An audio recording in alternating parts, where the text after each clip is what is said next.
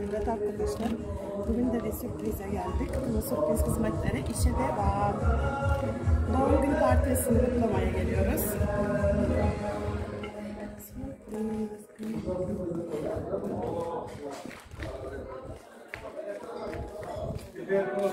Sürpriz!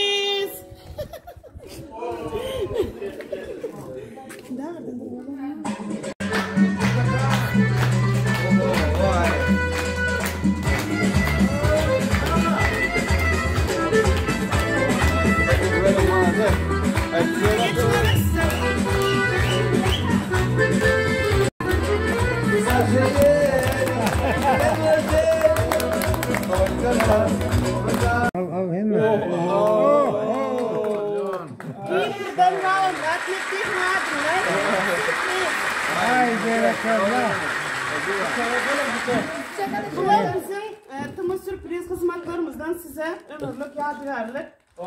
Ay gerek. Ay sağ ol. Sağ ol.